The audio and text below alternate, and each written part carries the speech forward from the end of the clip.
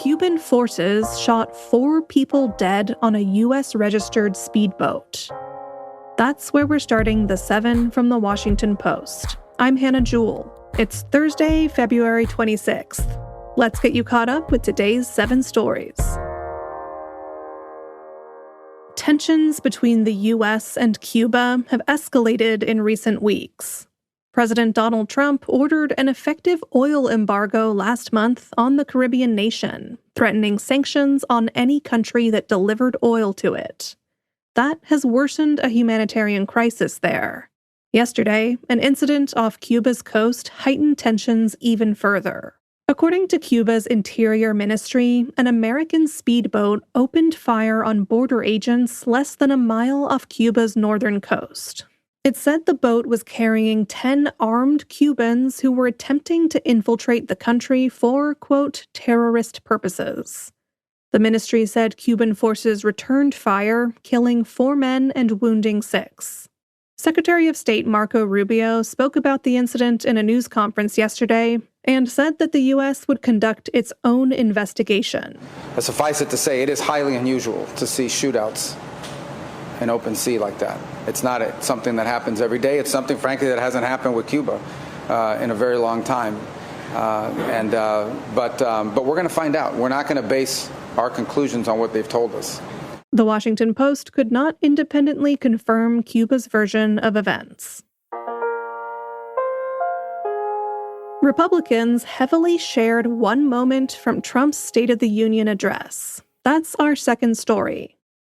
Yesterday, I told you about a particular moment at the State of the Union. It was when Trump asked lawmakers to stand if they agreed, quote, the first duty of the American government is to protect American citizens, not illegal aliens. Republicans stood up, and Democrats did not. The moment was conceived by Trump and his top advisors as a trap for Democratic lawmakers. And that moment of political theater is already playing out on social media as expected. Yesterday, the campaign arm of House Republicans held meetings to discuss how they could use the moment in ads ahead of November's midterm elections. It reveals how Republicans still see immigration as a potent political issue, even as polling shows them losing their longtime edge on the topic. Hillary Clinton will testify to Congress today as part of a Jeffrey Epstein investigation. For years, President Trump has stirred rumors about the relationship between Jeffrey Epstein and Bill and Hillary Clinton. Trump has often pointed to the Clintons to deflect questions about his own association with the convicted sex offender. Today, former Secretary of State Hillary Clinton will testify under oath for the House Oversight Committee. However, her connections with Epstein are significantly more tenuous than her husband's. Bill Clinton took about 6 trips on Epstein's private jet in 2002 and 2003. And he is referred to tens of thousands of times in the trove of Epstein-related documents the Justice Department has released. He has not been accused of any wrongdoing. The former president will testify tomorrow. Surgeon General nominee Casey Means was grilled by lawmakers yesterday. That's number 4.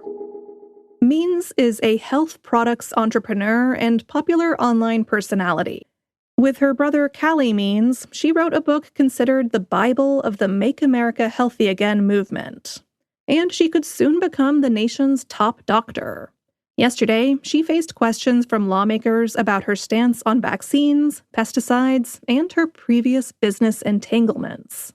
Means dodged most questions about her specific views on vaccinations.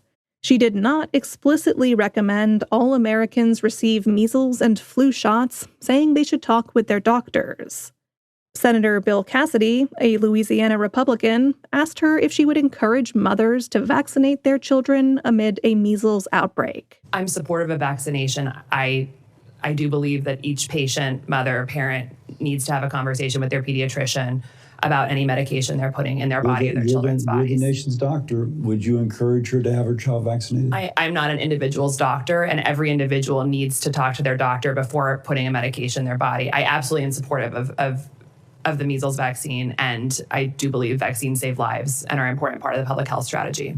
Health Secretary Robert F. Kennedy Jr. has said he hopes Means will be confirmed as Surgeon General very soon. Number 5. A top MAGA influencer has made Erika Kirk her latest target. Erika Kirk is the widow of conservative activist Charlie Kirk.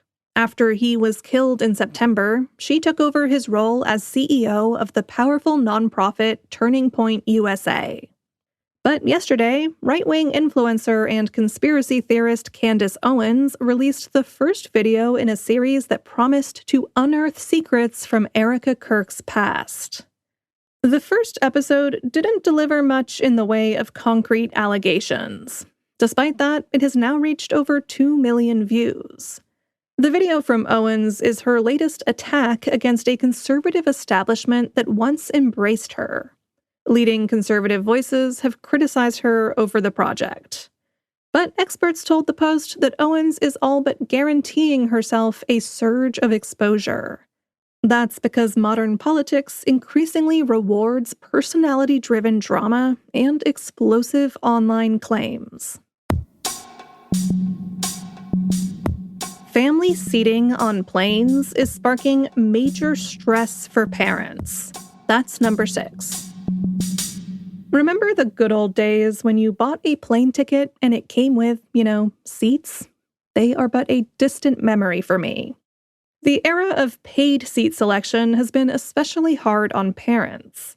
Since airlines started charging for the pleasure of sitting next to your own toddler, parents who bought basic or last-minute tickets have sometimes found themselves seated far away from their progeny. Sometimes even those who did pay to sit together have ended up reassigned and apart. The phenomenon has sparked tears and anger from parents, and also, of course, a lot of hot takes online. Some passengers say, of course, they would not change their seats just because a parent did not secure their own correctly. The problem has caught the attention of Congress. There are currently no regulations forcing airlines to keep families together without charging extra fees. But a new rule to change that is stuck in regulatory limbo. And at number 7. Dogs in Mardi Gras costumes paraded through the Senate yesterday. It was a rare day of friendliness on Capitol Hill as dozens of dogs showed off their Mardi Gras costumes and beads in a parade. This was the annual bipartisan event held by retiring Republican Senator Thom Tillis of North Carolina. He said the event helps build better human relationships, and that ultimately makes Congress more productive. Here's Senator Tillis yesterday yelling into a megaphone while surrounded by dogs who were dressed in tutus and capes. I just talked to a reporter that said, what a silly thing to do. The world's on fire and we've got more important things to do. I don't know about you all, but I'm a lot more productive when I've got a dog in my house. But not everyone's tail is wagging over doggy gras. Critics argue that the Senate's time would be better spent trying to solve a shutdown of the Department of Homeland Security, which is now on its 13th day.